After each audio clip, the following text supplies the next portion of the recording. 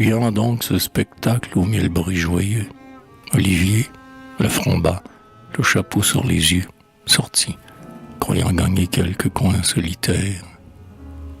La petite fleuriste, au riant inventaire, qui courait après lui, disant « Fleurissez-vous » n'obtint du promeneur qu'un geste de courroux.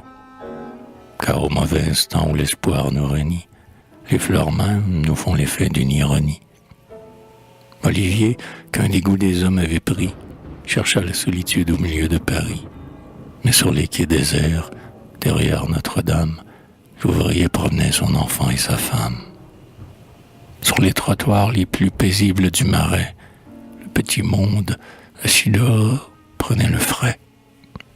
C'était un jour de fête et de boutiques closes, plein de chapeaux de paille, de toilettes roses. Sur la Seine fumaient les bateaux à vapeur. Dans les squares publics, la bonne et le sapeur commençaient sur les bancs l'idylle habituelle. Pas d'humble carrefour, pas de triste ruelle qui ne servît aux jeux d'enfants dimanchés. Les mariés d'hier, l'un vers l'autre penchés, allaient, l'homme tout fier et la femme un peu pâle, ayant encore la fleur d'oranger, le châle de noces, et tous les deux très gênés de leurs gants. Olivier regagna les quartiers élégants pour s'isoler parmi l'épaisseur de la foule.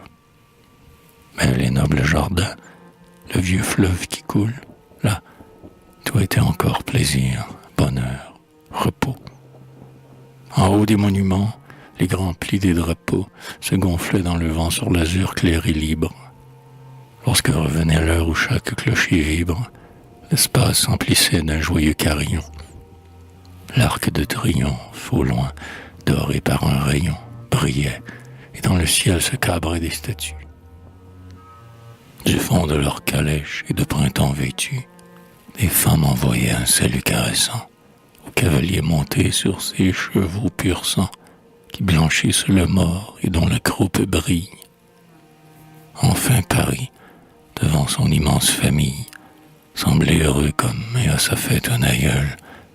Olivier toujours sombre, Olivier toujours seul, jusqu'à la nuit erra parmi la ville en fête.